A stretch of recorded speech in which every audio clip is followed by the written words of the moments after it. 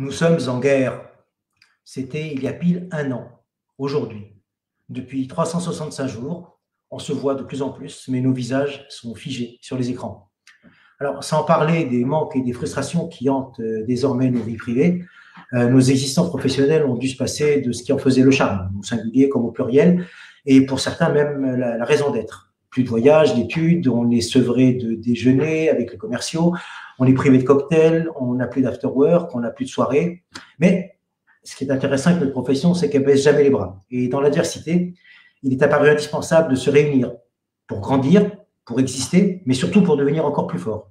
C'est un début. Ensuite, il faut rester ensemble. C'est un progrès. La vraie réussite, c'est quand on arrive à travailler ensemble. Alors, on a demandé à plusieurs représentants d'organismes et d'associations professionnelles de venir pour échanger au cours de cette visioconférence. Leurs rayons d'action et puis leurs motivations sont bien évidemment complémentaires.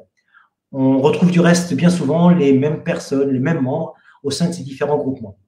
Loin de les opposer, mais en même temps loin de les comparer, il nous a semblé intéressant de les réunir autour de cette table, ou plus exactement de cette visioconférence, pour détailler cette complémentarité à travers les personnalités charismatiques de leurs responsables. On va commencer par Karine Coulange, que beaucoup connaissent professionnellement, mais surtout par son action au sein du SCOL international. Donc, Karine, si tu veux bien nous rejoindre. Bonsoir. Donc, je suis Karine Coulange. Ma profession, c'était 22 ans dans l'hôtellerie. Après cela, j'ai créé ma société événementielle, mon agence événementielle. Et maintenant, je suis membre du SCOL depuis 30 ans et présidente du SCOL International Paris pour la deuxième fois. Bonsoir et bienvenue à tous. Pour votre présence et pour votre participation, pardon. Avant de vous parler de notre association SCOL International Paris, j'aimerais remercier quelques personnes qui nous ont aidés à organiser ce rendez-vous. Je pense en premier à Michel Naon, membre du bureau du SCOL Paris, qui s'est occupé de l'organisation avec les différentes associations participantes, que je remercie également d'être parmi nous ce soir. Navin Manchanda, membre du SCOL Paris, qui a mis à notre disposition son expertise, ses outils techniques et son équipe basée à Delhi pour permettre cette première visio live ce soir. Ras-le-bol des Zooms, etc. Donc, je voudrais également remercier notre nouvelle SCOL jeune, qui est également notre nouvelle stagiaire cette année, qui a beaucoup aidé pour l'organisation. Je vais essayer de faire court pour présenter le SCOL, car le SCOL a une longue existence et je pourrais en parler pendant des heures. Je vais essayer j'ai pris quelques notes pour pas oublier. Alors, l'association SCOL a été fondée en 1932 à Paris par les grands patrons du tourisme de l'époque, le tourisme français, Carlson Wagon Lit, American Express, à la suite d'un éductour en Scandinavie. D'où le nom SCOL, parce que partout où ils sont passés, ils ont beaucoup bu. En Scandinavie, c'est connu. Et donc, à chaque fois, c'était SCOL, SCOL, SCOL. Très vite, en 1934, sous la présidence de Florimond Volcker, grâce au développement à l'international, c'est devenu AISC, Association internationale des SCOL Clubs. Et depuis cette époque, le siège social de l'association est à Paris, à l'hôtel Scribe.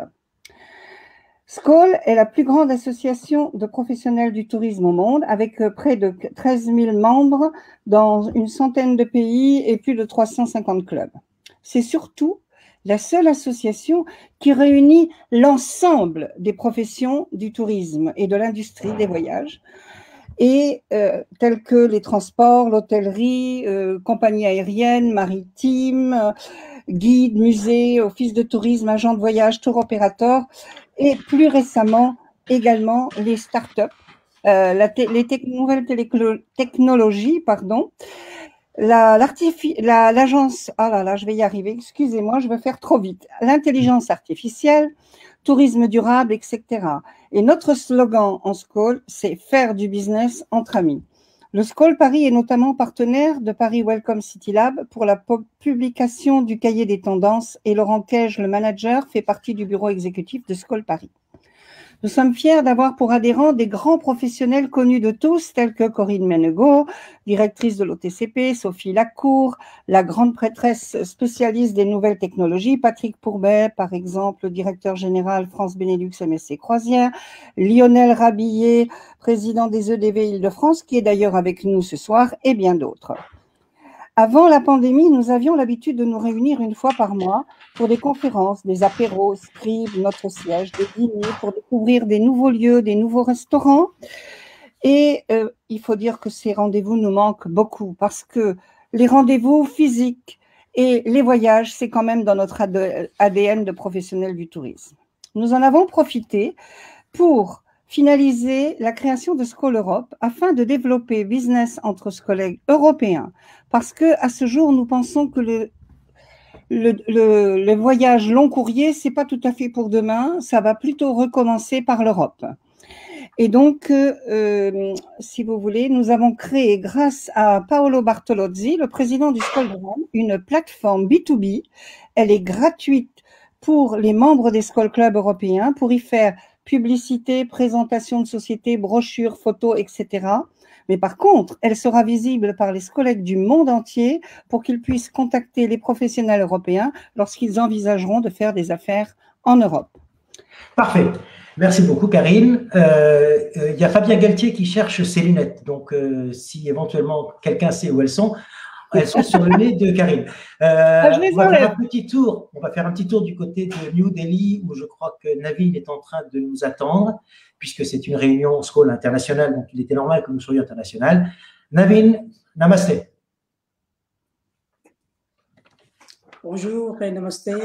Merci Michel. Et je voudrais surtout remercier Madame Karine Coulange pour m'avoir donné cette opportunité d'organiser ça avec vous et Michel, cette visioconférence. Et je suis très ravi aujourd'hui parce que, comme les gens ils me disent toujours, moi je fais une sorte de bridge en anglais, enfin le pont entre l'Inde et l'Europe.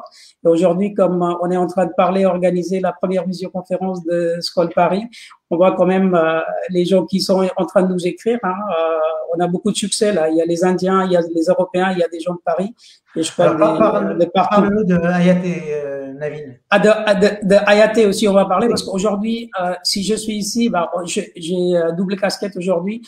Je fais partie de Skol Paris, donc je suis ici comme Skol Paris et je suis ici comme président de Hayaté aussi. Donc je fais les deux choses. Et donc en plus, on va parler, quand on va venir sur la partie discussion sur Hayaté et Paris.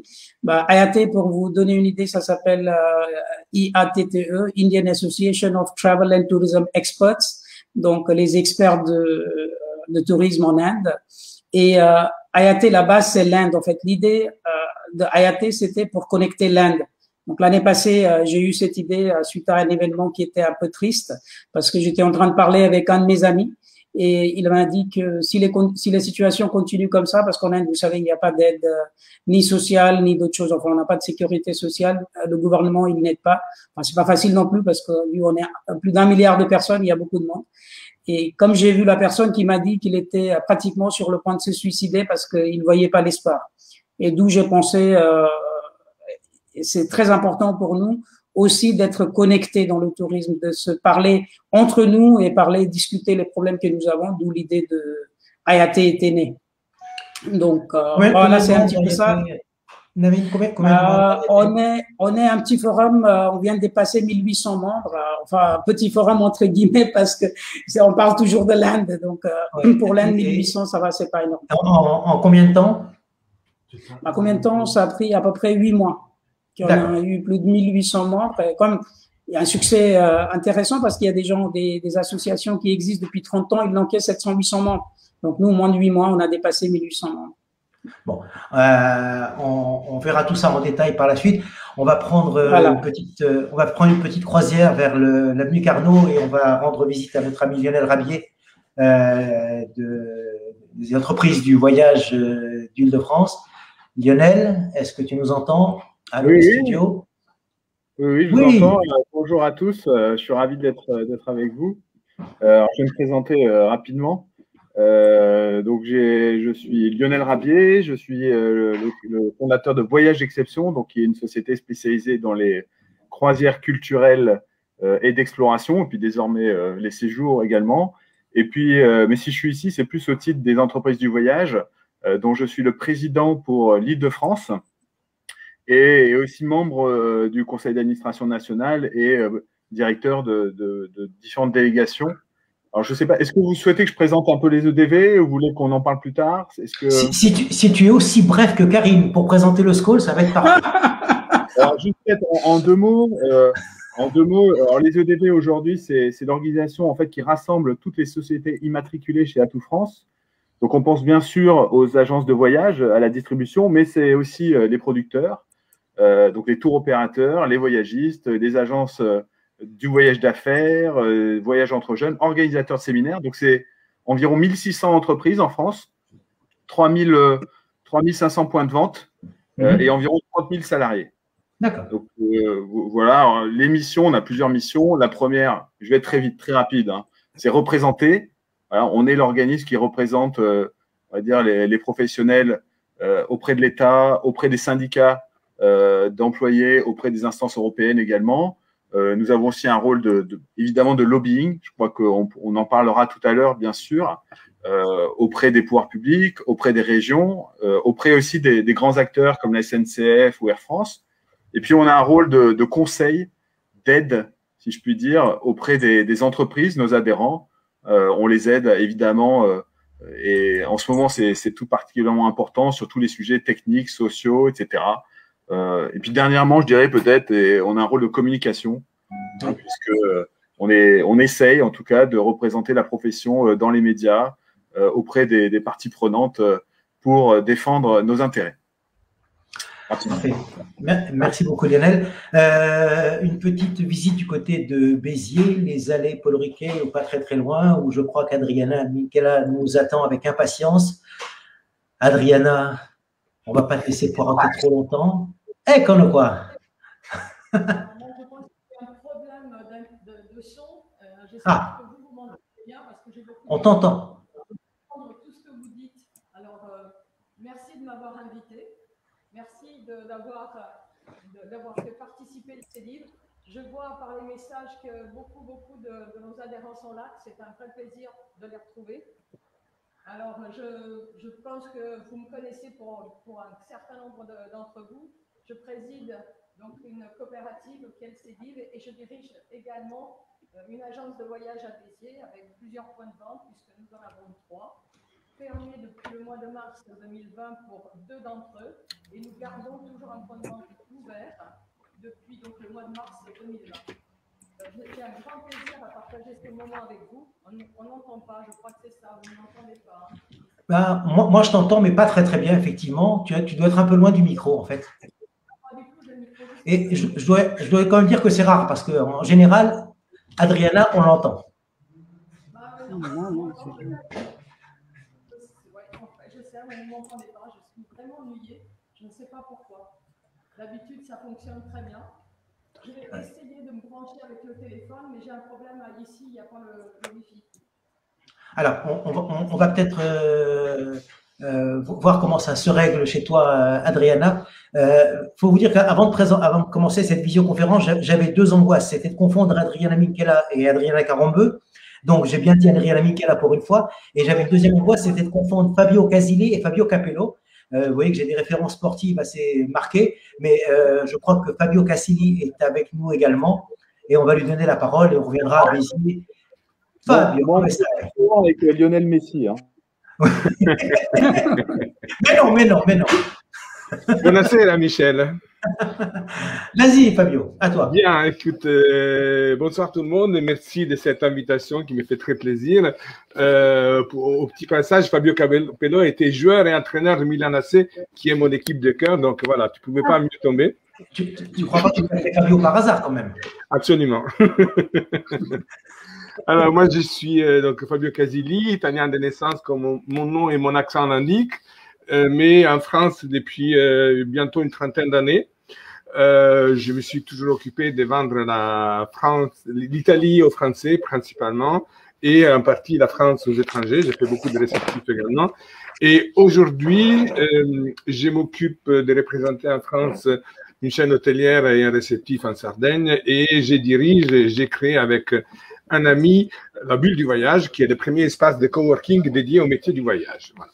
Et je suis ici en tant que président et créateur de Respire, le tourisme de demain, un mouvement qui est devenu ensuite une association et qui réfléchit sur les changements que nous devons mettre en place dans nos différents métiers et dans notre profession pour que demain on puisse rebondir et repartir de la meilleure des manières possibles suite à cette pandémie qui a mis à plat toutes nos activités. Voilà. Merci beaucoup, Fabio. De toute façon, tu auras l'occasion de nous reparler un peu plus tard de Respire et des différentes activités. Une personne dont j'ai fait la connaissance il y a quelques semaines, mais que j'aimerais vous présenter pour ceux qui ne la connaissent pas encore. Antoinette, est-ce que tu aurais l'obligeance de bien vouloir pénétrer dans la visioconférence? Yes, la voilà. Coucou. Le micro est coupé. Le micro. Antoinette. Pardon. Voilà. Voilà, parfait. C'est bon, vous m'entendez? Oui, Michel, on se connaît depuis quelques semaines seulement. Oui. Tu veux la date? Oui, chiche. Le 6 février 78. Voilà. C'était hier et j'étais déjà en 78 dans le tourisme, mais aujourd'hui, je suis là en tant que secrétaire générale de Tourcom, une des associations professionnelles bien connues.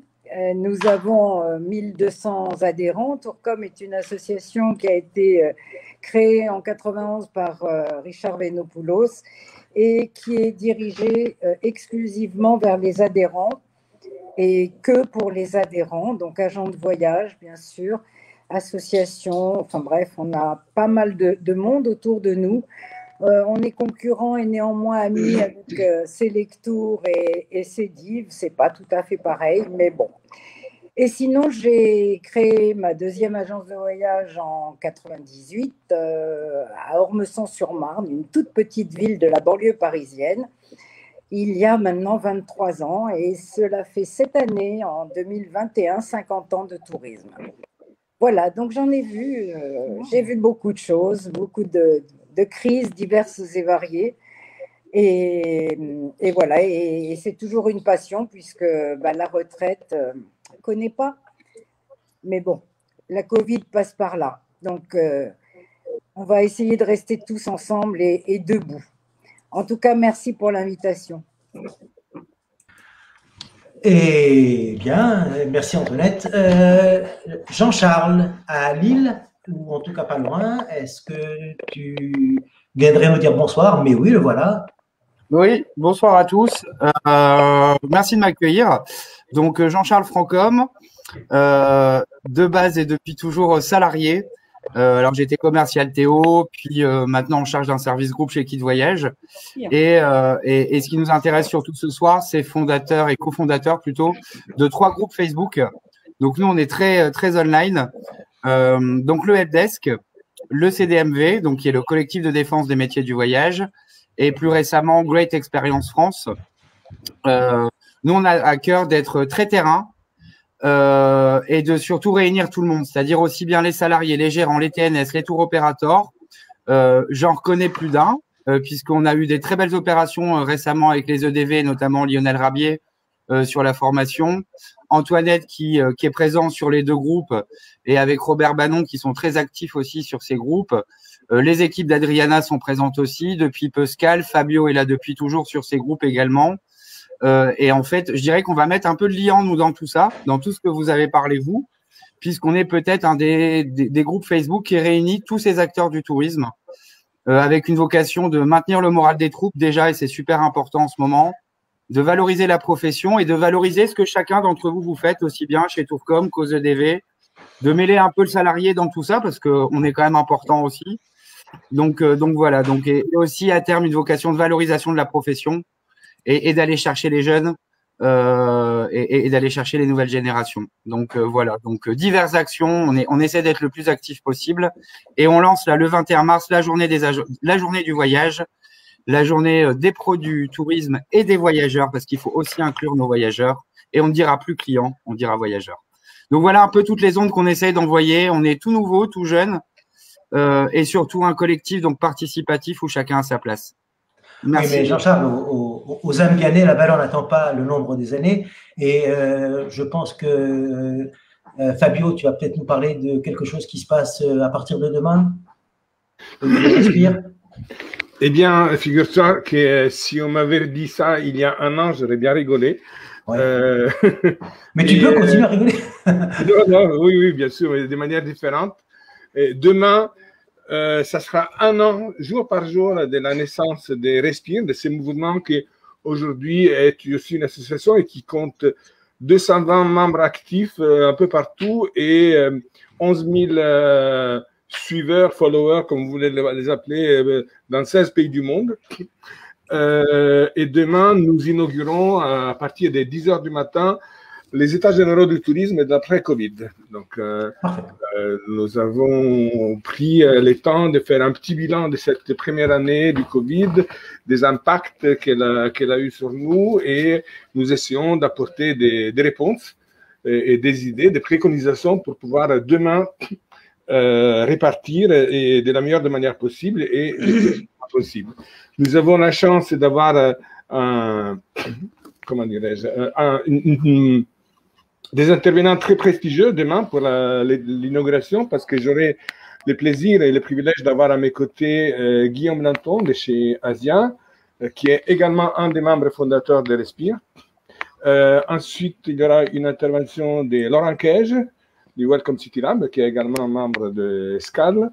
Et nous terminerons avec Frédéric Laurent de IFTM Top Présent, voilà, qui viendra nous donner son point de vue. Alors, Adriana, est-ce que ton micro fonctionne? Adriana? Bon, on sait que tu es là de toute façon. Est-ce qu'on pourrait faire un saut outre-Atlantique et voir si notre amie Jeannette Seja veut bien apporter une touche latino-américaine à nos petits débats? Bonsoir, je m'appelle Jeannette. Hi, Janet. How are you? Hey, good. How are you? Oh, we're fine. So, how is your French? Okay. Je parlais anglais, espagnol, et je parlais le français. So, I am 6 months studying French. Okay. Bon. Alors, Jeannette interviendra pour nous faire un petit résumé sur l'ensemble des participations des uns et des autres. Mais je crois que dans l'intervalle, Adriana a retrouvé son micro et le sourire. Alors, on t'entend, pas très bien, un peu lointain. Réessaye. Ça va être très dur. Hein. J'ai l'impression que le son ne marche pas. On a un problème sur l'Internet. Alors, moi je t'entends, mais les uns et les autres, vous entendez Adriana comment? Oui, on entend aussi très faible, mais bon, on entend quand même. C'est mieux qu'avant. C'est mieux qu'avant. Oui.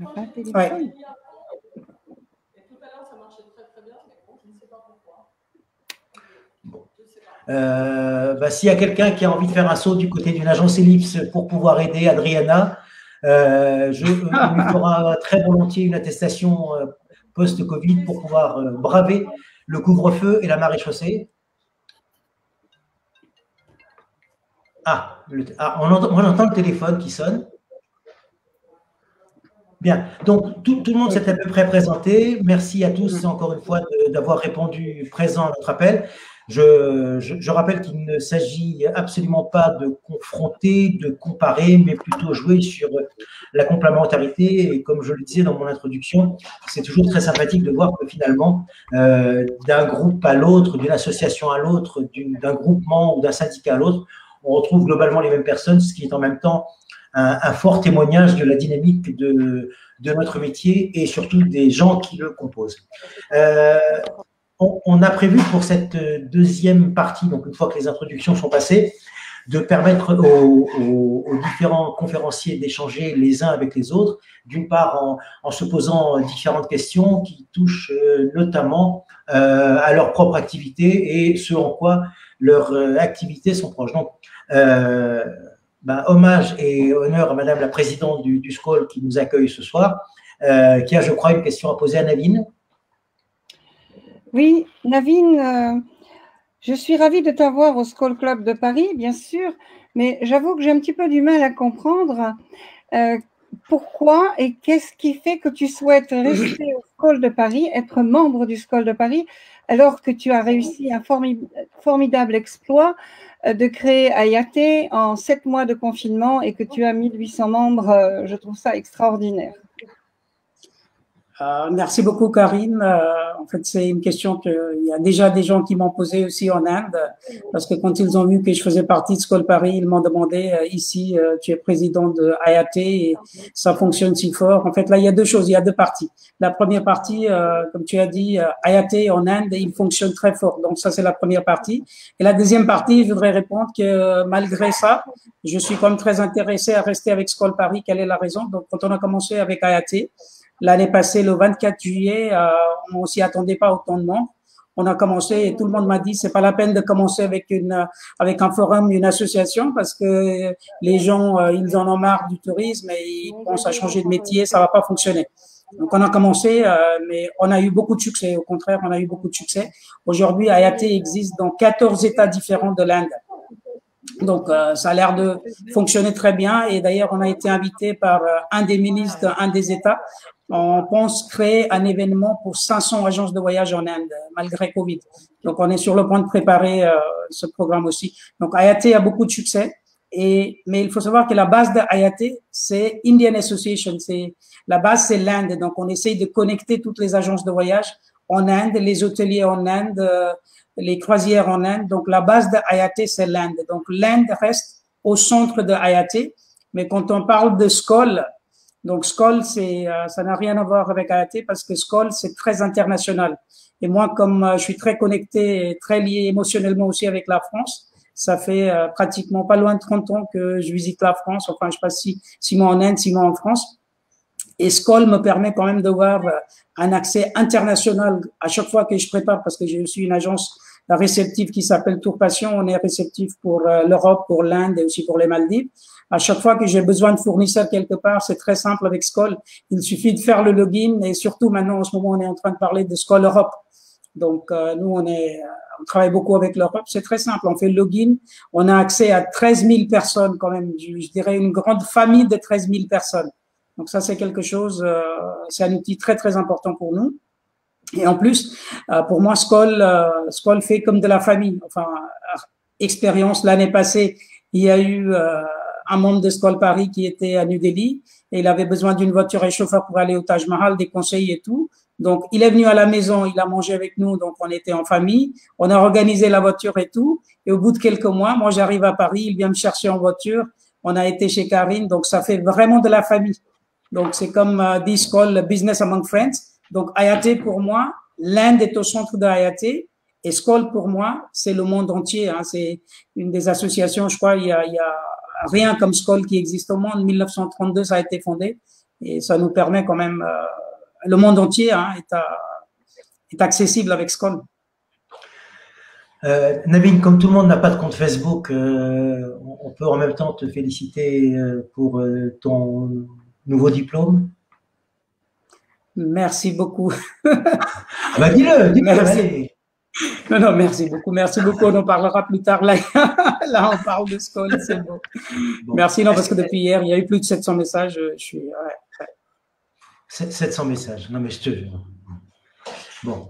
Navine, est-ce que tu as une question à poser à quelqu'un au hasard dans la salle? J'aurais posé une question à Fabio Casilli parce que des fois, j'ai vu des choses intéressantes sur Facebook. Très, très intéressantes. Donc, mais bon, ça, on va parler après. Je vais demander à Fabio Casilli parce que j'étais en train de suivre aussi Respire. Je suis aussi sur le groupe.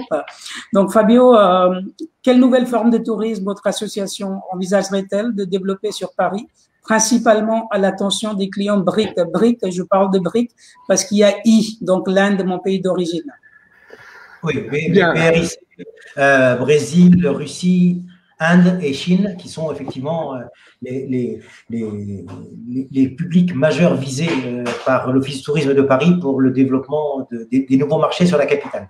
Mais ce qui nous intéresse et ce qui intéresse Fabio, c'est non pas les nouveaux marchés, mais surtout les nouveaux produits. En quoi est-ce que l'offre de Paris peut évoluer principalement sur ces marchés, mais également sur l'ensemble des marchés? Alors, merci déjà. Déjà, je tiens à dire que Respire, tout comme Skoll aussi, a l'avantage de pouvoir couvrir pratiquement tous les métiers du tourisme. C'est-à-dire que nous avons des agents de voyage, des réceptifs, du tour operating, du transport, des guides, des hôteliers, voilà. Donc vraiment, tous les métiers sont présents chez nous. Et donc, de ce fait, nous avons une connaissance assez fine et des retours assez pertinents par rapport à ce qui est la réalité du terrain. Et une chose que je tiens à dire, c'est que chez Respire, c'est pas des scientifiques, c'est pas des gens qui font des études empiriques, mais ce sont des gens du terrain. Donc, des gens qui ont réagi et qui ont réfléchi par rapport à ce qu'ils vivent au quotidien tous les jours. En tant que président de Respire, j'ai été invité et j'ai participé d'ailleurs ce vendredi à la première réunion au comité Destination Paris, qui est une initiative de l'hôtel de ville, donc du bureau, donc les premiers adjoints au tourisme, M. Ocar, de Mme Hidalgo et de l'Office de tourisme des congrès de Paris. Ils ont organisé ce comité pour réfléchir notamment sur les relances de la destination Paris et particulièrement en prévision de 2024 avec les JO. Donc, il y aura certainement une belle effervescence, il y aura certainement beaucoup de choses à dire. En ce qui nous concerne, Respire, nous sommes d'abord là pour écouter, pour entendre, parce que nous avons bien évidemment des positions bien précises sur le sujet, mais nous avons aussi la volonté d'écouter les autres et de nous confronter avec les autres. L'idée est toujours la même, que ce soit sur Paris, que ce soit de manière générale, c'est que les destinations doivent se réinventer, les destinations doivent se réorganiser, notamment sur Paris, par exemple, au niveau des hôtels. Je collabore avec certains hôtels pour réfléchir à comment pouvoir donner un accueil avec le moins de contacts possible, mais qui reste toujours convivial auprès des hôteliers. J'ai travaillé d'ailleurs à ce sujet sur une application qui sera bientôt commercialisée et qui aide en ce sens-là. Donc, les clients seront toujours en visio, en direct avec la réception ou le concierge de l'hôtel, mais sans nécessairement être en présence du personnel de l'hôtel. Donc, il pourra le contacter aussi en étant en extérieur. Ça, c'est une première piste, c'est une idée. Ce n'est pas la seule sur laquelle nous travaillons, mais voilà, j'espère et je pense que cette idée pourra servir à beaucoup de gens et que ce soit juste un premier début, un premier démarrage de ce qui vont être les réflexions donc, de ce comité qui est en train de se constituer et que je suis certain apportera une réflexion très approfondie et très intéressante pour l'avenir du tourisme à Paris qui a de toute façon de très beaux jours devant lui. Merci beaucoup, Fabio. Pour ceux qui s'inquiétaient de savoir si on allait être suivi, je crois que non seulement on est suivi, mais le nombre de commentaires élogieux qui figurent sur les différents forums liés à la conférence prouve que non seulement on est suivi, mais on est même précédé, parce qu'il y en a énormément qui, d'abord, vous passent le bonjour et je réponds bonjour à tous également. Et ça fait effectivement chaud au cœur de voir que nous avons plein de monde pour cette conférence. Ce problème, c'est que comme c'est la première, on va encore essayer de faire mieux la prochaine fois, donc on se complique la vie au lieu de se la simplifier. Fabio, je m'étonnerais que tu n'aies pas une question à poser. Eh bien, tu fais bien, parce qu'effectivement, j'ai une question pour Antoinette. Donc, Antoinette, dans les années 80, si je ne m'abuse pas, vous étiez une des fondatrices du CVV. Donc, je connais peu l'histoire de ces mouvements, mais qu'en pensez-vous d'une éventuelle comparaison entre CVV et Respire? Est-ce que vous trouvez qu'il y a des points de contact entre l'action que vous meniez et la nôtre? Respire et CVV d'ailleurs. Hein. Oui. Absolument. Oui. En fait, en 78, à l'époque où il n'y avait ni nouvelles technologies, ni Internet, et on fonctionnait au téléx. Pour les plus jeunes, ça ne va pas leur parler, mais pour les plus anciens, on s'en souvient. Et on était les agents de comptoir, ce que l'on appelait les agents de comptoir, qu'on appelle aujourd'hui les conseillers voyage, les vendeurs, etc. On était très isolés chacun dans notre agence.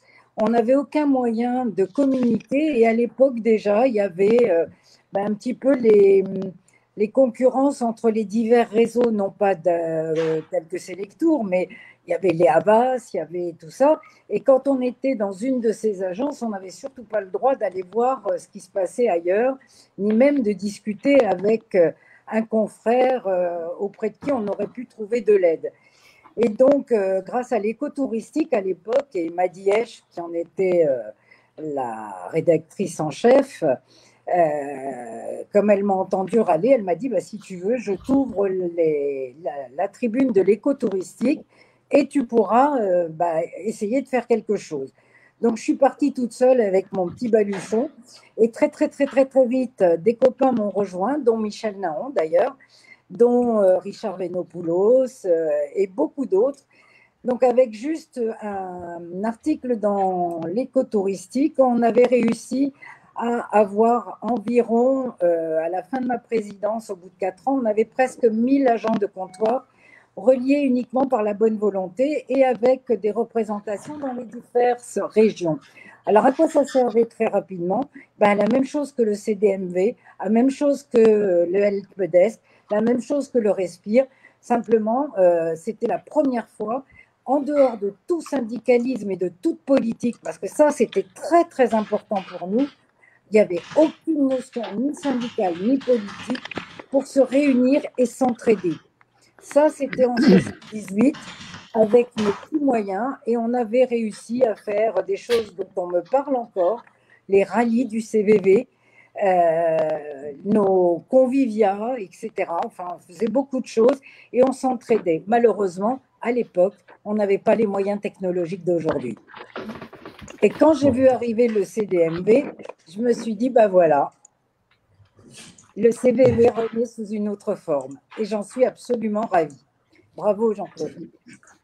C'est vrai qu'il y a une certaine similitude avec ce côté brassage, ce côté mise en avant également ce que Richard appelait les obscurs et les sans grade, comparativement à l'ensemble des autres organismes, syndicats et autres qui étaient plutôt à vocation patronale, que ce soit des réseaux, que ce soit des associations.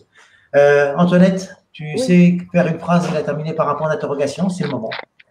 Ah ben oui, alors moi c'est à Lionel que je voudrais poser une question. Lionel, tu es mon président EDV, puisque je suis aussi membre des EDV. J'aimerais bien savoir quels sont les enseignements que vous tirez de cette crise en tant que syndicat.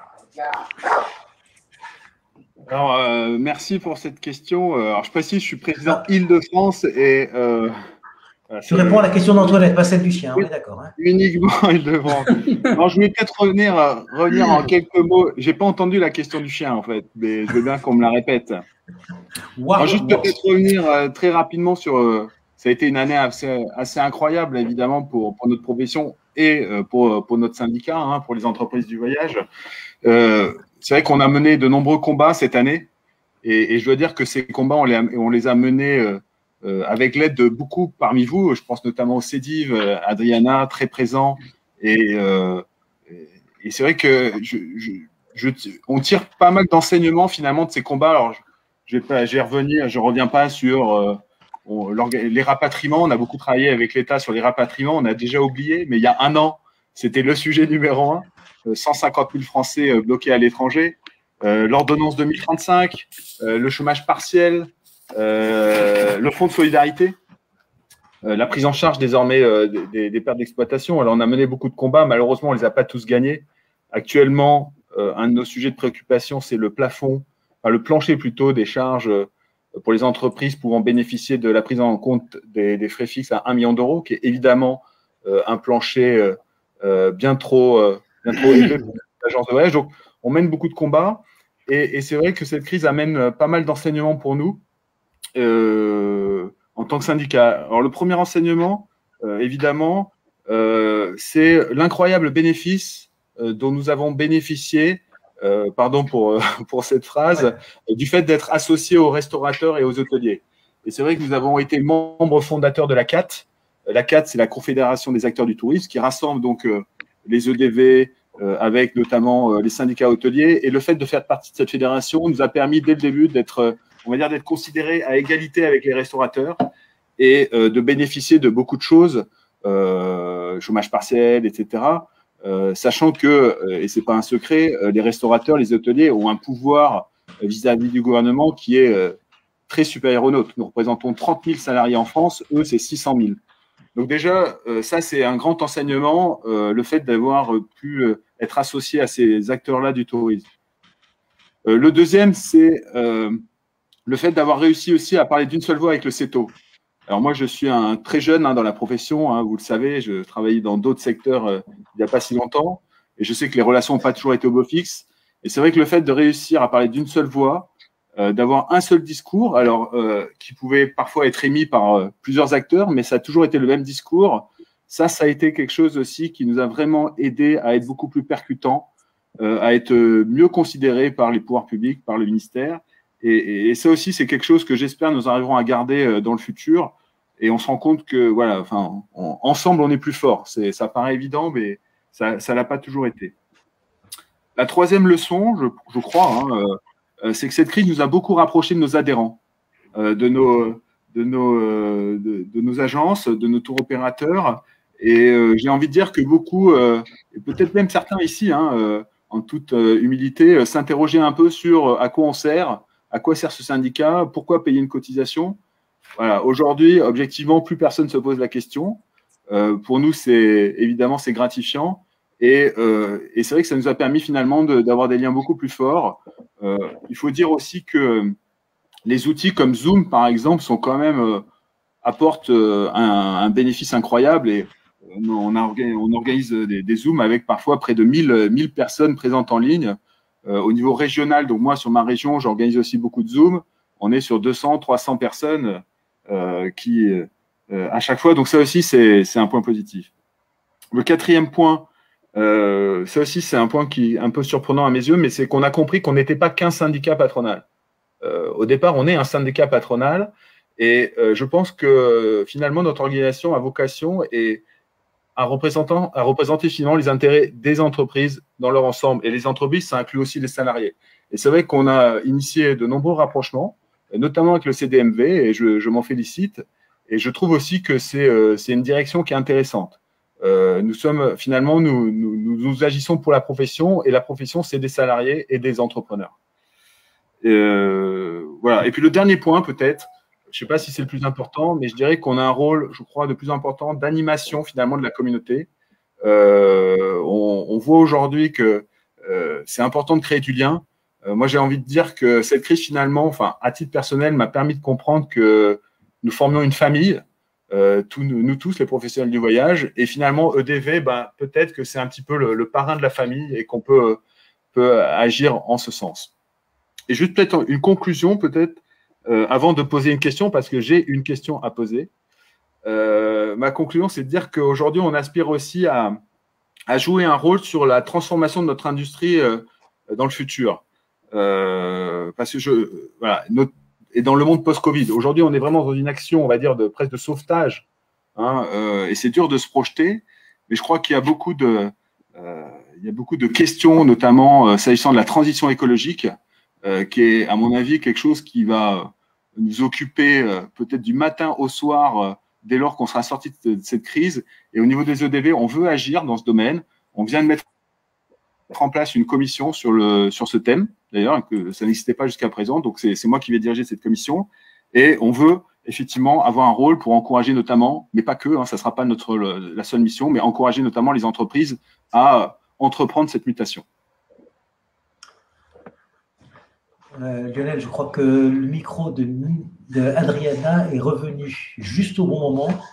Ça va peut-être être le bon moment pour lui poser une question. Vous avez entendu ma conclusion quand même ou pas? Oui, vas-y, bien sûr. Non, mais c'est dans le besoin qu'on reconnaît ses amis, on l'a bien compris. Bon, J'aurais été triste que vous n'entendiez pas ma conclusion. Non. Tu étais là. Moi, ta j'ai une conclusion question aussi. pour Adriana, j'en profite encore pour la remercier d'ailleurs pour toute son activité et son activisme depuis le début de la crise. Donc, Adriana, vous avez mis à profit la période d'inactivité liée à la pandémie pour développer la communication au sein de votre réseau et des initiatives de formation des agents. Pouvez-vous nous en parler?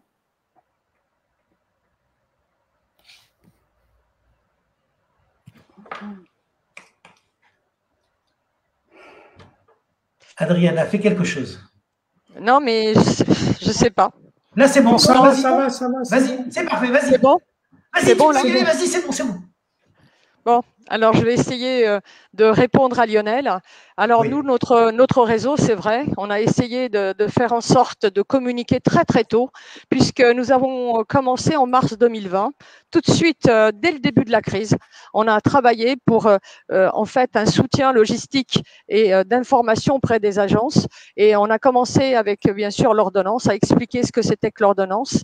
Et dès lors que les problèmes ont commencé à se faire ressentir avec les fournisseurs tour opérateurs, on a décidé de faire des visios avec aussi également les fournisseurs tour opérateurs, à expliquer comment nous on voyait la crise, comment on ressentait la crise, comment on avait mis en place la relation avec nos clients. Et je crois que ce qui a été magnifique, c'est justement cette mise en relation des uns et des autres, puisqu'on était très nombreux aux visios, on en faisait une, voire deux par jour, et on a fait ça pendant des mois. Et encore aujourd'hui, on continue à faire des visios, mais là, c'est plutôt les perspectives d'avenir. Donc, en fait, on a communiqué en permanence, que ce soit sur la famille des fournisseurs, que ce soit directement avec notre réseau. Et on les a accompagnés pratiquement tous les jours pour ne pas qu'il y ait ce problème, cette rupture, puisque je crois que la solitude est quand même un des poids les plus difficiles à supporter. On a essayé d'être présent au quotidien sur toutes les formes. On a même fait des semaines de détente, des semaines sportives, et tout en visio. Je reconnais que ça a été quelque chose de magique, puisque il y avait des participations très tôt le matin pour la gym, très tard le soir pour les cours de cuisine, et on a vraiment accompagné on va dire le groupement, la coopérative pendant pratiquement un an. Et je crois que ça a créé des liens exceptionnels entre les agences. Ils se connaissent. On a fait des WhatsApp d'urgence lorsqu'il s'agissait de problèmes, et un WhatsApp entre les agences, les agents. Et en fait, c'est un peu comme avec le CMTV où tout le monde se parle, tout le monde se connaît. Aujourd'hui, oui, on parle d'une famille. Plus que d'agence, plus que de président, on vit un véritable contact humain et de la bienveillance. Et je crois que ça a été assez extraordinaire. Alors après, c'est vrai la plupart des agences ont accompagné également le mouvement qu'on a mis en place auprès des politiques. Je crois qu'on a eu un travail énorme avec les députés, avec les ministres. Aujourd'hui encore, on travaille sur la prise en charge des charges sociales, et on est en train de travailler avec le ministre Griset pour que ça avance et que on soit considéré comme des agences ayant besoin également d'avoir cette prise en charge comme tous les autres, comme ceux qui aujourd'hui en bénéficient, qu'ils soient les parcs animaliers, que ce soit les hôtels thermaux, que ce soit les restaurants et que ce soit les centres de montagne. Donc oui, ça a été, on va dire, une belle année de relations humaines. Alors, on ne va pas parler de tout ce qu'on a vécu parce que tout le monde sait ce qui se passe. Mais je crois que, ayant été au cœur du truc, je peux t'assurer que dans les ateliers, voilà. Donc, effectivement, on a besoin, nous aussi, de se faire entendre. Alors, les entreprises du voyage ont fait tout ce qu'il fallait pour se faire entendre. Nous, on a été les petites mains, puisqu'on s'est fait entendre auprès de l'Assemblée nationale, puisqu'on a environ 150 députés qui suivent le mouvement des agences de voyage. Donc, je crois qu'on a gagné au moins cette reconnaissance auprès des politiques, se faire connaître et savoir enfin ce que sont que les agences de voyage. C'est Bravo. super, Adriana. Je pense qu'effectivement, l'ensemble des réseaux ont su faire bouger, mais je crois qu'en ce qui concerne le CEDIV, il y a eu l'humain qui a été mis véritablement au cœur de vos préoccupations. Et je crois également qu'au niveau de la communication externe, c'est-à-dire même vis-à-vis des gens qui n'étaient pas forcément membres du CEDIV, il y a eu quelque chose d'extraordinaire qui a été fait. Je pense que la profession vous en est reconnaissante. C'est vraiment un super réseau, ce qui n'enlève rien aux autres, bien évidemment. Adriana, tu aurais envie de poser une question à Jean-Charles ou de décorcher le nom de son groupement? C'est CDMV et pas CMDV. Ah oui, non, mais à chaque fois, on inverse. Avec Jean Dalouse, on est pareil, on a la même maladie. Désolé, hein, Jean-Charles, c'est parce que je suis italienne, moi aussi. Et certaines lettres, c'est comme le Covid. Avant, je disais pas forcément Covid. Hein, donc, voilà. Donc, excuse-moi, mais voilà. Je crois que ça c'est mes origines qui veulent ça. Alors, comme Jean Ladouze n'est pas là, tu vas pouvoir poser une question directement à Jean-Charles. Vas-y. Jean-Charles. Excuse-moi, Jean-Charles. Non, mais Adriana. De toute façon, vous êtes à 1000 km l'un d'autre, il ne peut rien vous arriver.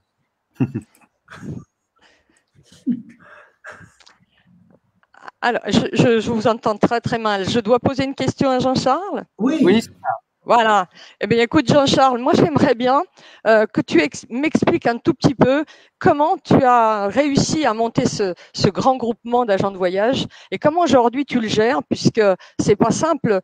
Quand je vois comment c'est difficile de gérer un syndicat, une coopérative, et donc moi, je voudrais savoir comment tu arrives à faire la cohésion d'un groupe si différent et comment tu fais pour avancer. Parce que c'est pas au quotidien, c'est lourd et c'est pas facile. Merci Adriana pour cette question.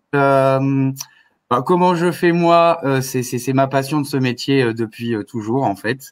Et que alors si je parle de moi 2 minutes, ce qui est assez rare, c'est que je suis au chômage partiel depuis le début mars, entre 7 heures et 10 heures semaine, selon les activités, les variants, tout ce que vous connaissez, et qu'il y avait 2 solutions, soit je mourais. Et je me disais je lâche tout et j'aurais peut-être décroché comme certains ont décroché, ou soit je me disais finalement l'État me paye le reste de mes heures, même si je perds un peu de salaire quand même, mais l'État me paye le reste, et autant être utile à la profession. En gros, c'est ça mon leitmotiv. Et puis c'est ce que je disais au début, c'est de pouvoir mettre du liant à tout ça, et que clairement bon, vous savez, je suis salarié, je me bats beaucoup là-dessus, mais de mêler ces gérants, ces TNS. Moi, j'ai découvert plein de choses aussi à travers le CDMV, des petites agences à 1 ou 2 personnes que je ne soupçonnais même pas, et de mettre du liant à tout ça. On a pu faire adhérer peut-être 50 ou 60 nouveaux adhérents de EDV. On a beaucoup eu plaisir à partager le PS2E, si j'écorche pas le nom, du CEDIV, de partager les actions aussi de Tourcom. Et c'est ça qui nous tient. Alors oui, on est jeunes. Je crois que notre grosse force, c'est d'être très réactif, parce que sur Facebook, donc dès l'instant que TF1 parle mal de nous, tout de suite, ça réagit en 2 minutes sur le groupe. On essaye de s'organiser. Là, au CDMV, j'ai un super bureau de 8 personnes qui m'aident là-dessus. Le helpdesk, on est 2, mais c'est quelque chose qui tourne assez régulièrement et puis depuis pas mal d'années. Donc voilà, je suis bien entouré. L'idée d'un collectif, c'était justement, des fois, on a un coup de pouce des adhérents du CEDIV, des fois, on a un coup de pouce des adhérents de Tourcom, des fois on a un coup de pouce des EDV, et c'est grâce à ça que ça fonctionne. C'est que il y a du liant, ça mélange tout le monde. Il n'y a pas de distinction de salariés, petits, gros, gérants, pas gérants, réseau, pas réseau. Tout le monde y trouve son compte. On essaye de partager le maximum. Respire également. On a partagé le livre blanc avec beaucoup de plaisir. Et voilà, je dirais que. Et puis c'est surtout nos membres en fait qui font que qu'on tient aussi. On a beaucoup de remerciements. On voit que des choses avancent. Donc c'est aussi grâce à vous. C'est aussi vous qui faites tourner le CDMV ou le helpdesk et vos salariés, vos gérants. Donc voilà. Et puis après, on espère des jours meilleurs en tout cas. Alors, pour boucler la boucle, Jean-Charles, est-ce que tu verrais un inconvénient à poser une question à Karine? Pas du tout.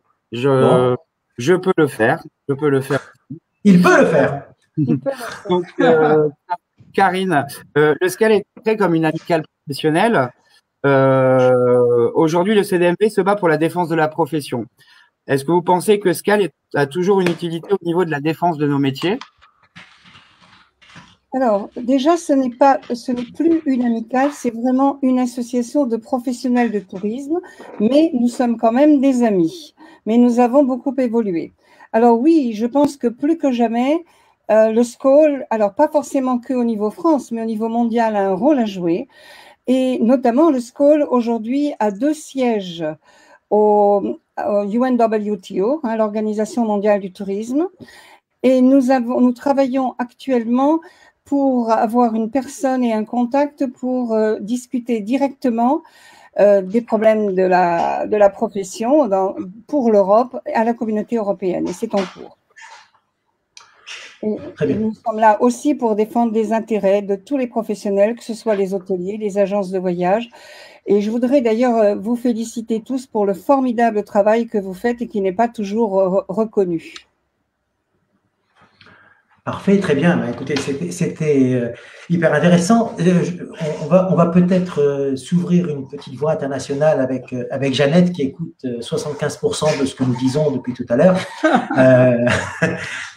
Jeannette, you attended this exchange of questions between all speakers, and could you be kind enough to tell us about the various associative networks that you can find in professional groups in the United States, for example?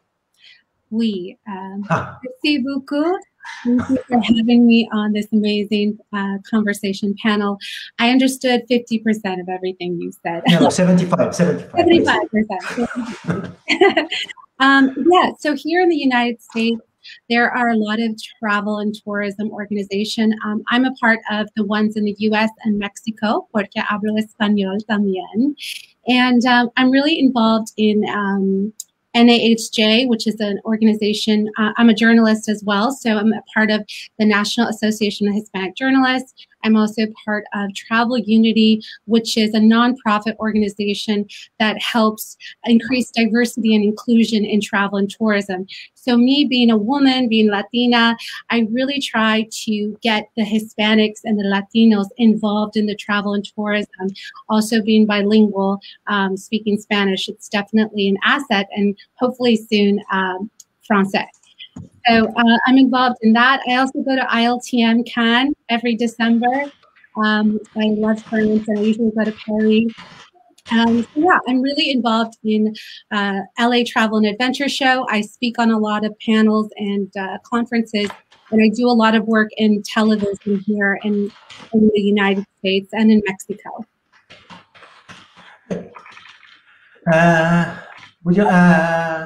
Great. Hope everyone could understand your English. At least 75% of your English would be fantastic. Et c'était effectivement intéressant.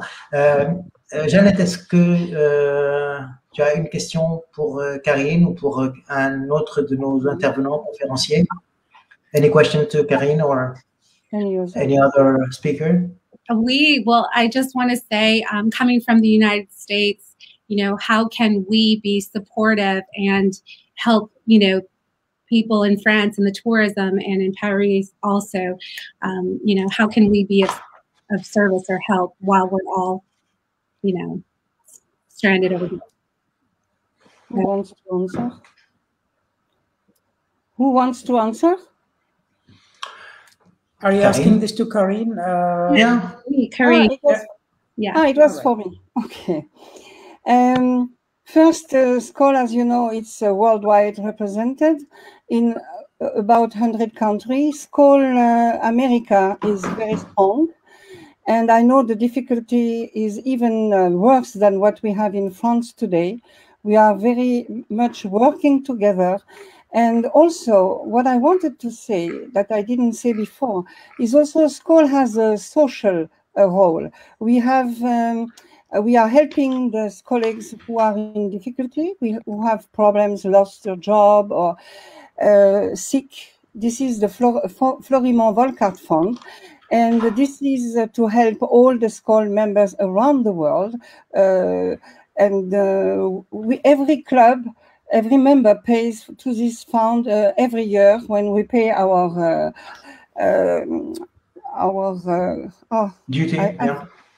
our duty, let's say, and it is working very well. And in SCOL, we are not just, how can I say, amical, but also we help to do business together, and we are helping. And every SCOL member who is traveling around the world never travel alone. He has always a point of contact in every country. And if a colleague is in difficulty, and we had some example, it's just you pick up your phone, you call the local president or local SCOL member, and immediately you have the help.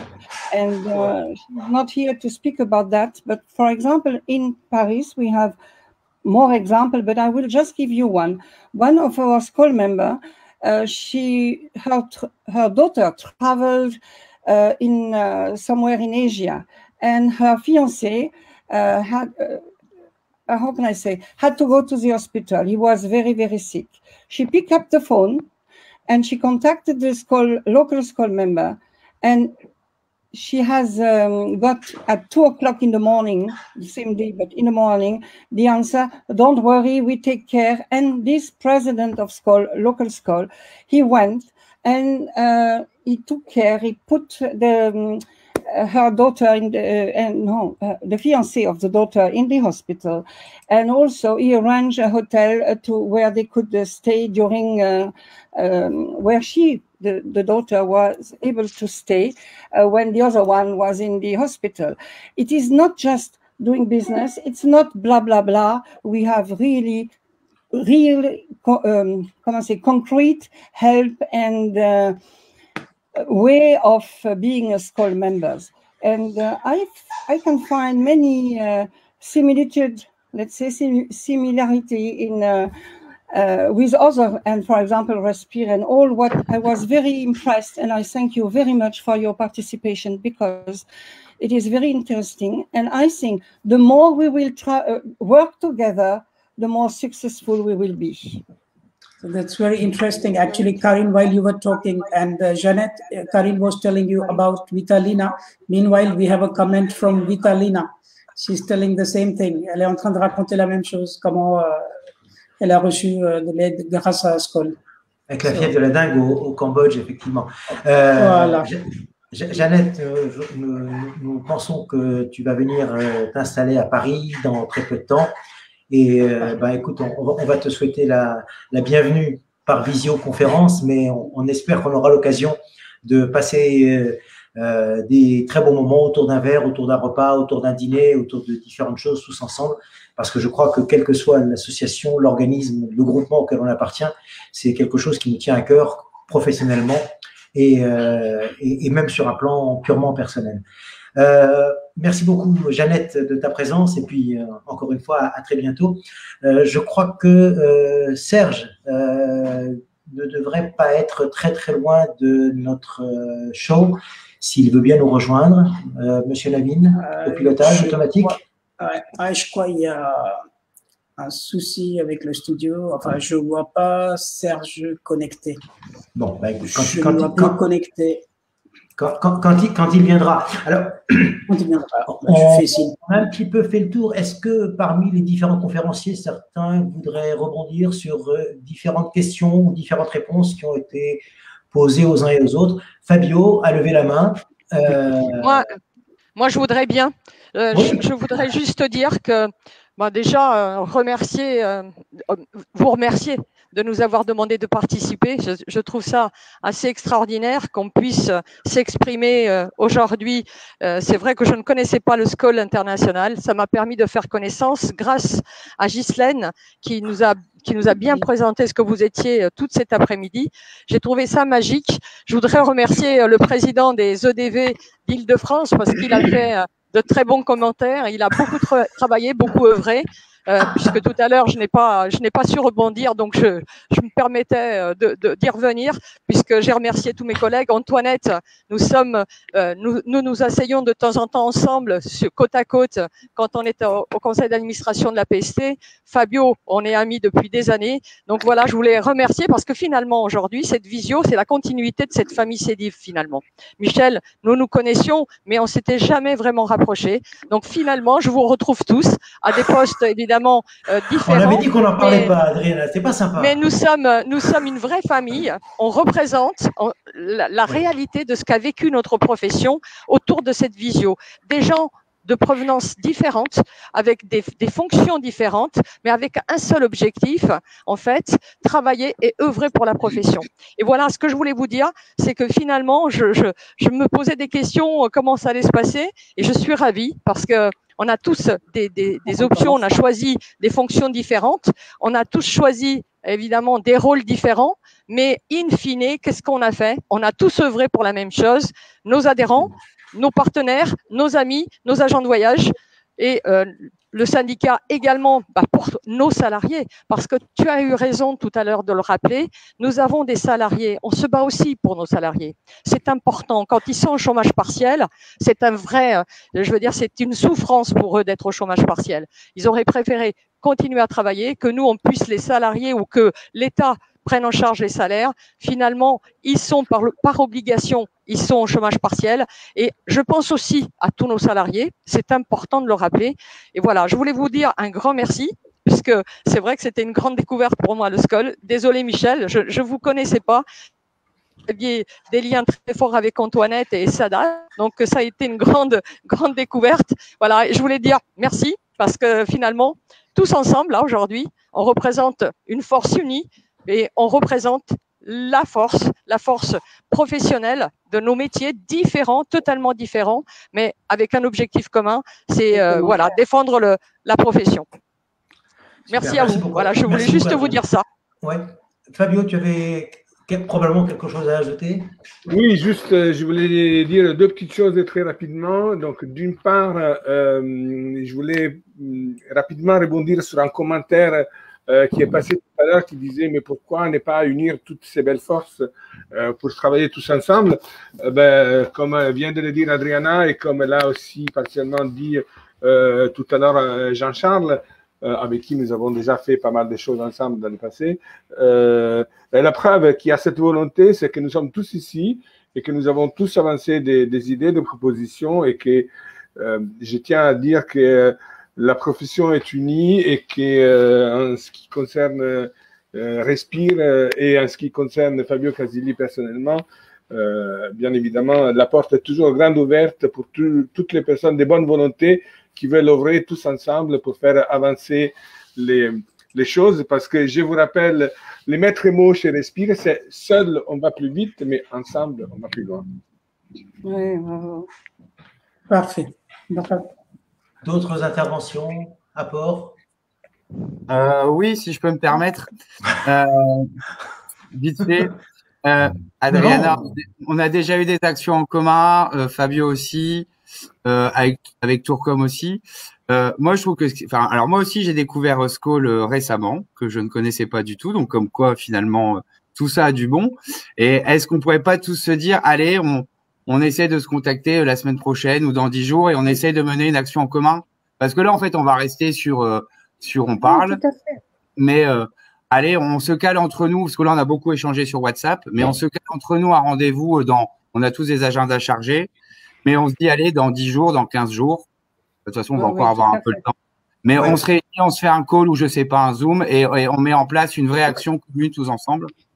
Voilà. Avec grand plaisir. Et d'ailleurs, Jean-Charles, je t'invite, tout comme d'autres personnes, à nous rejoindre aussi sur les États généraux du tourisme de l'après-Covid pour donner vos avis. Et je vais aussi vous annoncer une petite chose. Je vous en donnerai un peu plus de détails en off dans les jours qui viennent parce que je compte l'annoncer demain. Mais en tant que Respire, nous préparons un premier événement qui va concerner toute la profession en présentiel pour cet été. Donc, stay tuned et tenez-vous prêts parce que je vais faire appel à vous tous. Super. Bon. Alors, dans l'intervalle, au cas où ça aurait échappé à certains, il y a des commentaires qui viennent dans tous les sens. Le plus souvent des éloges, ça tombe bien. Il y a notre ami Gaëli Bramsa du Clos Lucé qui, a priori, a des soucis avec le moteur de sa RCSTX, mais ça, il fallait absolument que ça soit connu. Et je pense que si Léonard de Vassy est encore de ce monde, il doit se retourner dans la sienne. Mais Gaël, salut. Sinon, des commentaires assez élogieux. Je voudrais demander à Serge Fabre, est-ce qu'il est arrivé? Est-ce qu'il est passé par le studio, Navin, ou pas encore? Non, on ne le voit toujours pas. Il n'est pas dans le studio. Il n'arrive pas à se connecter, je crois. Il n'arrive pas à se connecter. Bon, bah, écoutez, il a bien le lien a priori. Je vais peut-être le lui copier et le lui renvoyer. Il y a des questions qui nous ont été posées auxquelles il serait peut-être intéressant de voir ces points.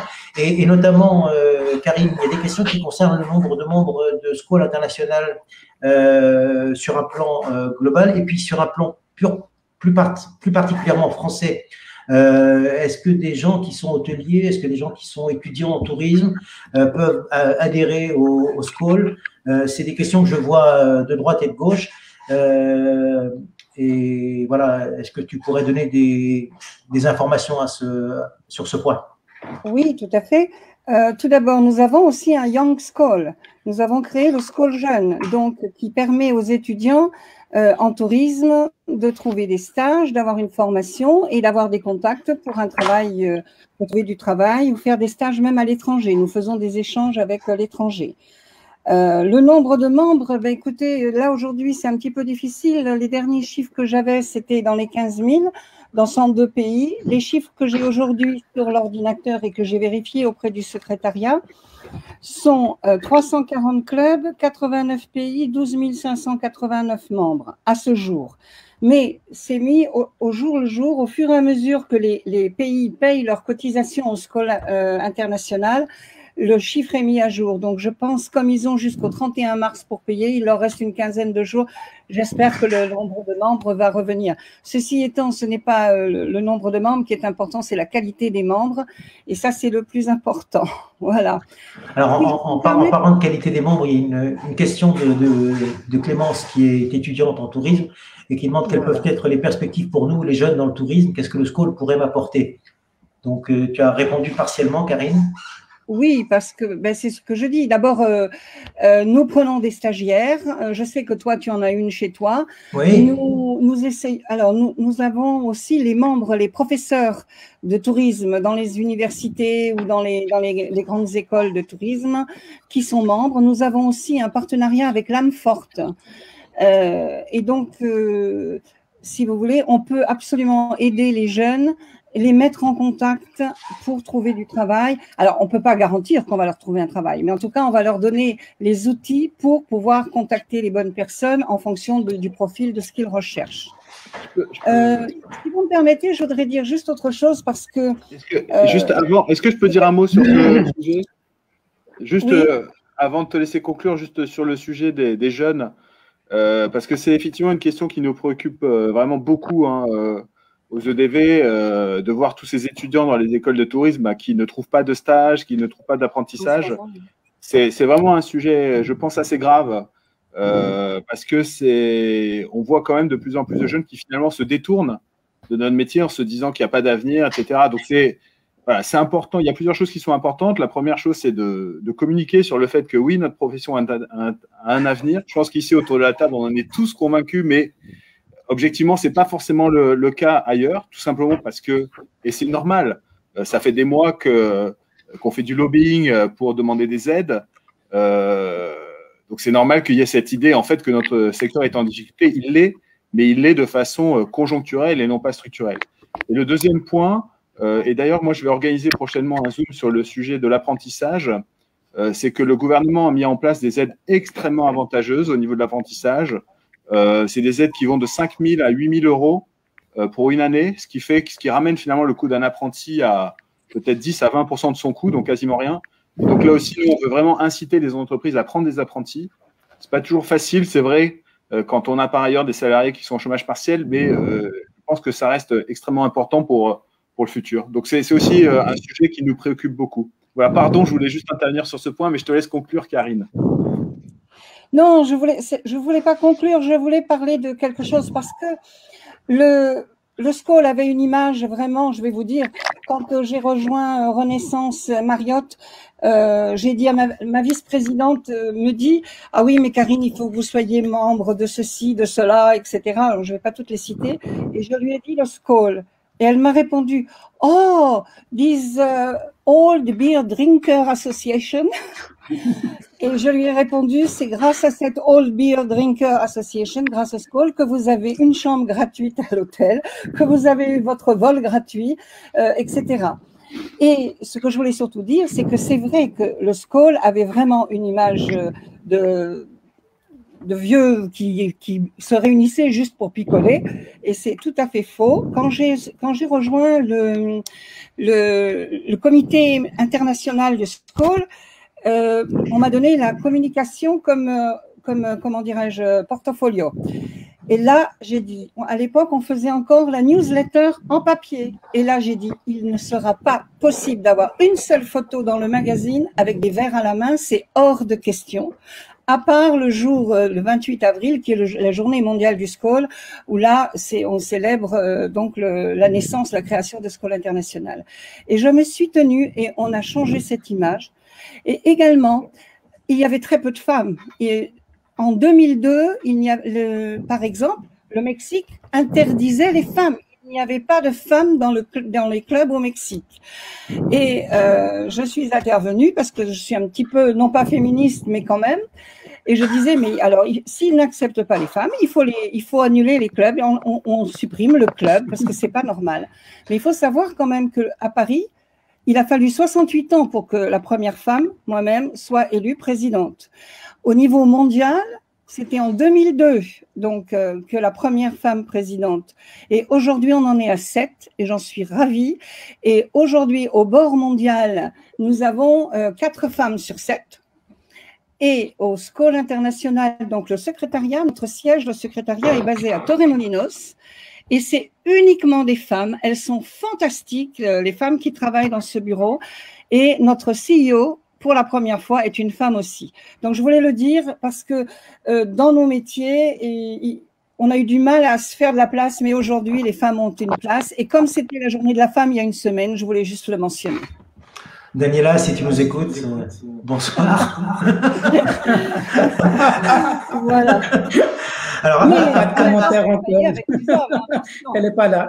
Non, mais elle pourra toujours voir l'émission puisque la conférence est enregistrée et elle sera disponible sur l'adresse facebook.com/SCOLParis pendant aussi longtemps que Facebook existera, Nabil, on est bien d'accord. Voilà. Éternellement. Voilà. On pourra donc regarder ça. Alors, à propos de femmes et de tourisme, je voudrais en même temps présenter nos excuses aux différentes associations, groupements que nous n'avons peut-être pas pensé à inviter, mais qui sont bien évidemment chers dans nos cœurs, parce que ça fait partie de tout ce milieu associatif, de tout ce milieu dynamique qui compose le tourisme. Ça m'est venu avec la notion de femme du tourisme de Christine Pioli, mais il y a énormément d'associations.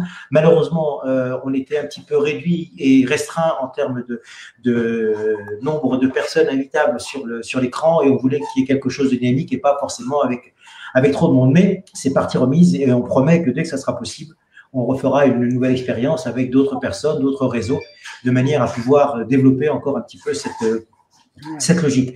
Il y a d'autres questions qui sont arrivées, notamment une de Eka Moncaré, que beaucoup de gens connaissent, qui est la sympathique et dynamique directrice de l'Office Tourisme d'Indonésie, qui demande si nous sommes directement ou indirectement concernés ou consultés dès lors qu'il y a des mesures internationales diplomatiques qui sont prises. Et je pense qu'elle fait notamment allusion au fait qu'il y a dorénavant des obligations particulières pour rentrer en Indonésie avec un passeport qui malheureusement n'est pas ouvert à l'ensemble des pays.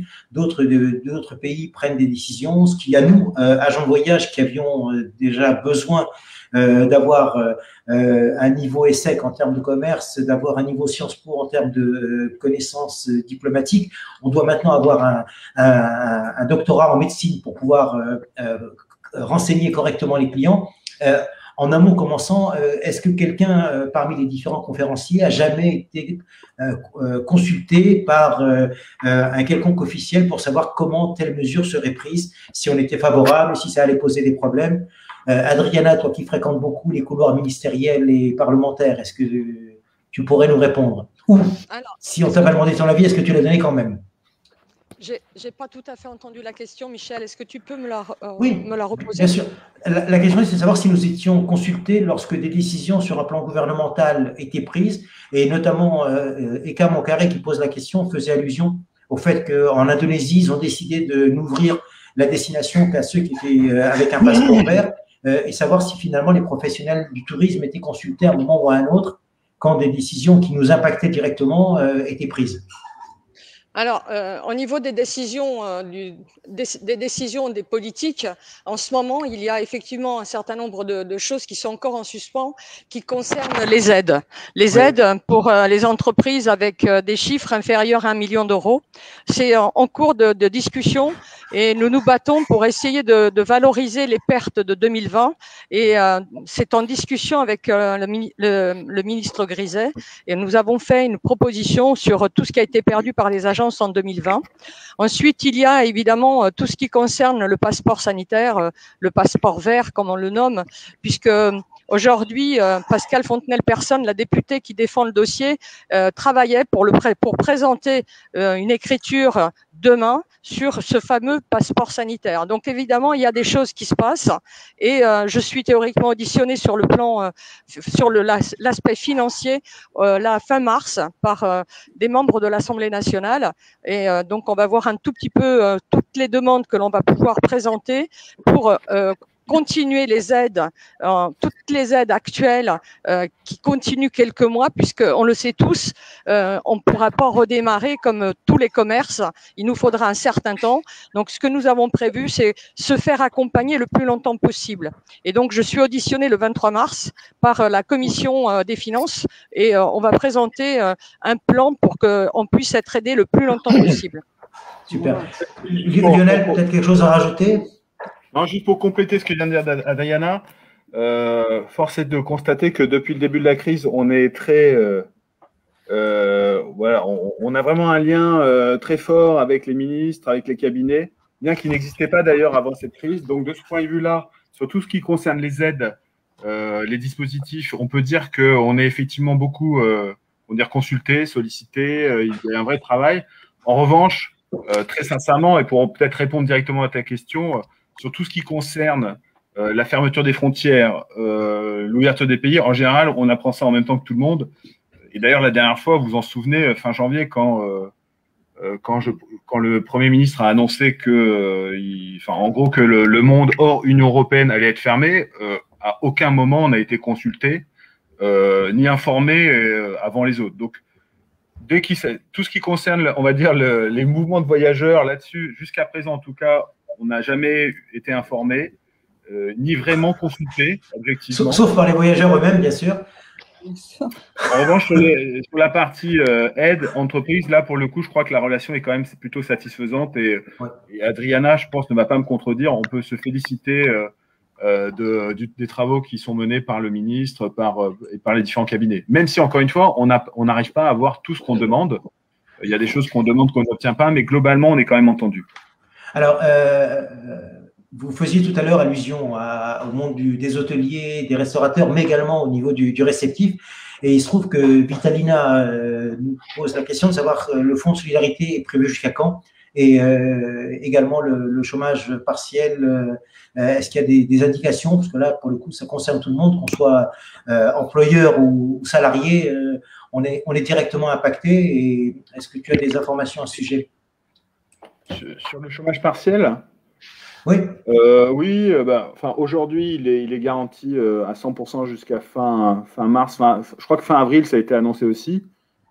Bon, on est assez confiant sur le fait que ça puisse durer jusqu'à fin juin pour les entreprises qui ont une perte de chiffre d'affaires supérieure à 80%. Donc, oui. Pour ces entreprises-là, la prise en charge à 100% est très probable. Après, il y a un dispositif qui s'appelle l'APLD, oui, que les EDV ont négocié, qui permet une prise en charge à 85% et qui, elle, est valable sur 3 ans. Donc, voilà, on incite les entreprises à mettre en place ce dispositif. 85%, c'est quand même une somme considérable. Il faut savoir que le schéma normal de la prise en charge du chômage partiel, c'est 35%. Donc 85%, c'est quand même un effort. Après, sur les autres aides, on a aujourd'hui la prise, le fonds de solidarité qui continue jusqu'à mars, au moins. Vous avez la prise en compte des pertes d'exploitation qui est jusqu'à avril au minimum. On espère faire durer jusqu'à la fin de l'année.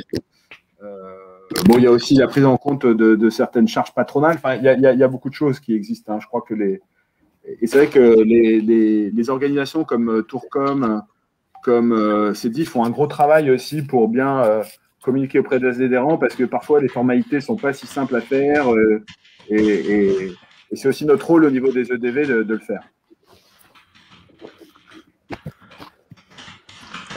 Lionel, est-ce que je peux répondre à Lionel?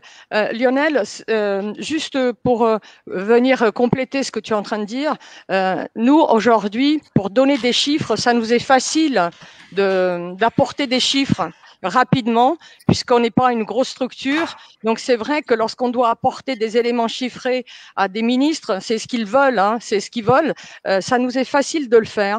Alors, c'est vrai qu'on a travaillé sur la perte financière qui a été générée avec les emplois obligatoires, puisque nous avons quand même eu des personnes salariées toute l'année 2020, puisqu'il fallait quand même gérer les reports. Donc, aujourd'hui, ça nous est facile d'apporter des éléments chiffrés. Pour rappel que certains secteurs ont bénéficié, avec moins de personnes que nous, ils étaient 10 000 salariés, ils ont bénéficié d'avantages et d'aides sur les prises en charge des masses salariales et des charges fixes. Donc, je pense qu'on peut aussi, nous, essayer de faire avancer l'idée que nous n'étions certes pas fermés, mais avec l'obligation d'avoir nos personnels présents pour gérer toute la masse de travail qui était dirigée pour nos clients. Donc ça, je pense que nous, on va dire, on peut le matérialiser peut-être plus rapidement que peut le faire le syndicat parce que c'est à la grosse échelle. Peut-être que ce qu'on va apporter au niveau du chiffrage, puisqu'on demandait, ça peut peut-être bénéficier à toute la profession. Mais en utilisant évidemment ce qu'on a pu faire sur la perte du chiffre d'affaires, le nombre de dossiers gérés, le nombre de manipulations que nous avons eu à faire sur l'ensemble de nos dossiers, c'est quand même la preuve que nous ne pouvions pas faire autrement que de rester ouverts, même si on n'était pas fermé administrativement. Donc c'est peut-être un moyen pour aller chercher les aides qu'on nous refuse aujourd'hui. Bien. Si quelqu'un a encore le moindre doute sur le dynamisme du CEDIB et de sa présidente, je crois qu'il est maintenant rassuré. Navin. Oui, il y a Clémence qui pose une question, je crois, pour Karine. Ouais. Oui, en tant qu'étudiant en tourisme, il y a peut-être les perspectives. On a déjà répondu. Karine a déjà répondu. Ah non, ça c'est déjà répondu. Elle demandait si elle était à Lille, est-ce qu'elle pouvait devenir membre de Skol Paris.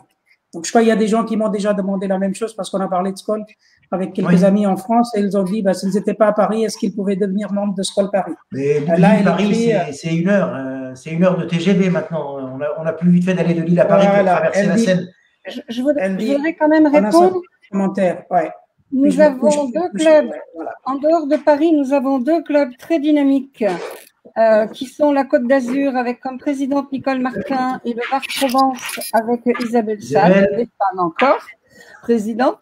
Et bien sûr, si les gens se trouvent dans ces régions-là, et proche de ces clubs, il faut qu'ils aillent dans ces clubs-là. Par contre, effectivement, les gens qui sont proches de Paris, et notamment Lille, c'est à 1 heure, il n'y a aucun problème, il n'y a pas de club à Lille, elle est la bienvenue au club de Paris, elle sera toujours bien accueillie. Voilà. Alors, on va bientôt arriver au moment des conclusions. Merci encore aux uns et aux autres. On refait un petit tour de cadran, si vous êtes tous d'accord. On va peut-être commencer par les plus éloignés géographiquement. Janet, what has been your opinion and point of view about all these meetings? I hope you understood most of all talks and exchanges between speakers. Hope we'll have the possibility to talk a little bit more when you'll join us in Paris. But meanwhile, what's your point of view about all this? I'm just so happy to be able to hear you all speak and to learn more about what's happening in Paris and France. And like I said, I understand some of it, so I'm really happy to be here. And I hope to meet you all in Paris one day. And likewise, if I can be of any help or service in the U.S., reach out to me as well. Like well, you've done most of it. You changed the president, which is the best thing you could do. Thank you very much for this. Antoinette, no comment. Un petit bisou à tout le monde. Oui, ben moi je vais dire au revoir à tout le monde. C'était encore une fois passionnant parce que finalement les gens du tourisme sont des gens extraordinaires et on a beau être de milieux ou de réseaux ou de n'importe quoi différent, on trouve toujours un point d'entente, un point commun. Et ce point commun, ben, c'est finalement nos voyageurs. Et on a parlé de beaucoup de choses de notre métier. Moi, je voudrais juste dire un merci à tous les voyageurs qui nous ont fait confiance et qui ne nous ont surtout pas asséné d'injures et de colère lorsque nous pouvions rembourser, je pense notamment aux compagnies aériennes dont on n'a pas parlé. Mais ça, c'est vraiment un gros souci dans nos métiers. Et on s'entraide, on se donne... des numéros, des mails, des trucs, voilà. Mais voilà, donc moi, je voudrais dire vraiment un grand merci à nos voyageurs qui sont toujours là et qui ne nous incendient pas, qui ne nous font pas de procès, qui comprennent et qui n'attendent qu'une seule chose, c'est de pouvoir repousser nos portes. Et merci au School, bien sûr. Jean-Charles. Oui, alors pour conclure, alors je voyais qu'il y avait des questions sur les fonds de solidarité, tout ça. C'est aussi ça le CNMV, on réunit toutes ces infos, on est 4500 aujourd'hui, donc n'hésitez pas à nous rejoindre. Et vis-à-vis des voyageurs, Antoinette, une fois de plus, on s'est un peu découvert ce soir, on suit sur les réseaux, mais j'étais très touché par ton histoire. Et tu as raison, il y a les voyageurs avant tout, et il faut absolument, alors je sais que c'est très long, là on va faire 1 an, mais on va avoir le bout du tunnel et il est peut-être temps de commencer à communiquer positif envers nos voyageurs, parce qu'il y avait beaucoup de choses négatives, TF1, compagnie, machin, bref. Mais il faut absolument commencer à communiquer. Alors, on nous a souvent dit, il faut manifester dans la rue. Etchebest l'a fait, il n'a pas eu grand-chose de plus que nous. Mais il faut absolument commencer à donner des signaux positifs. Et on le sent, là, en agence, il commence à avoir des petits frémissements. Donc, il faut continuer dans ça et communiquer positif à partir de maintenant. Super, merci beaucoup, Jean-Charles. Fabio.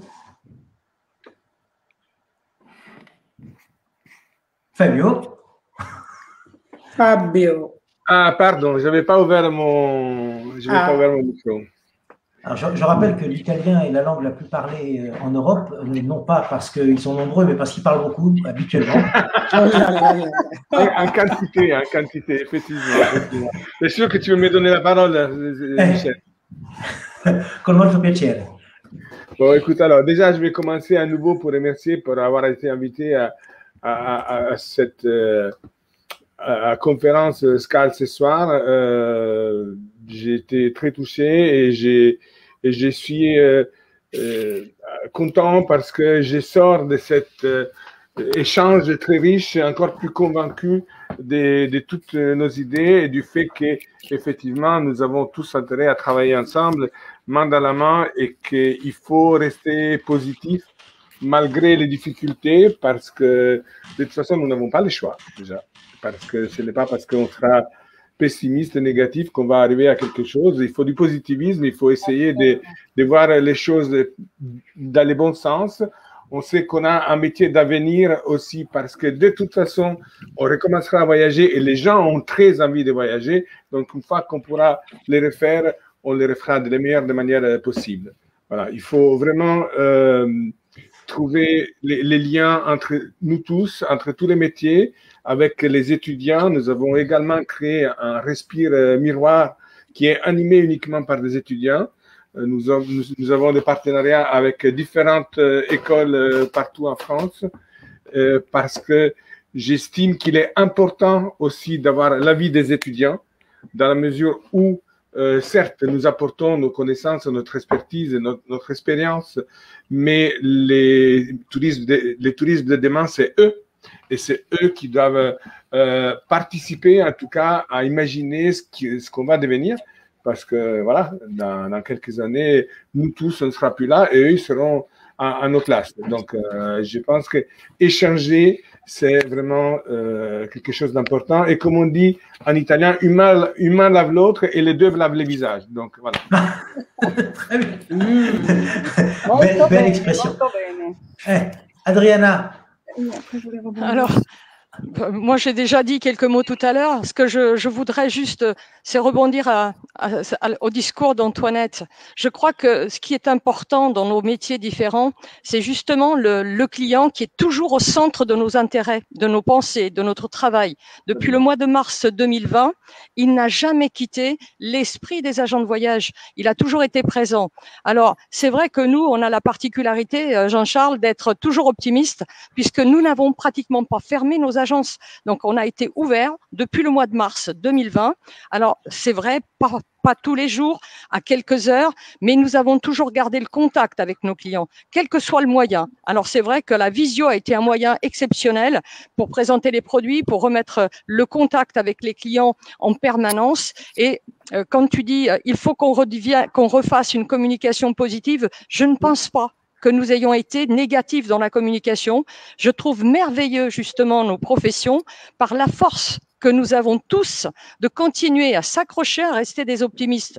Parce que avec ce qu'on vient de vivre, je pense qu'on pourrait être tous en dépression nerveuse et en train de faire un canapé avec les psys, mais c'est pas ce qui s'est passé. Et je trouve merveilleux et je félicite tous les agents de voyage. Alors, je connais ceux du CEDIV, j'en connais d'autres de d'autres familles avec qui j'ai communiqué, et je dis chapeau, bravo, de s'être accroché aussi fort pour toujours continuer à se battre et à faire que demain, on sera toujours là, parce que c'est vrai que, bien sûr, l'Internet, c'est une force, mais la présence, le contact humain, je crois que ça gagnera beaucoup vers nos clients, et ça sera une force unique de pouvoir continuer à avoir ce contact humain. Et je pense que c'est la bienveillance qui aura été l'unanimité, qui aura fait l'unanimité pendant ces 12 mois, la bienveillance des uns des autres envers nos clients, envers nous-mêmes, envers nous tous, puisque c'est ce soir, on en fait la preuve. Hein. Je ne vous connaissais pas tous, et je trouve extraordinaire qu'on soit là à se parler comme si on s'était toujours connus. Voilà, c'était le mot de la fin. Alors, c'est vrai que nous, c'est notre slogan qui date depuis quelques années, Fabio, c'est seul on va vite, ensemble on va très loin.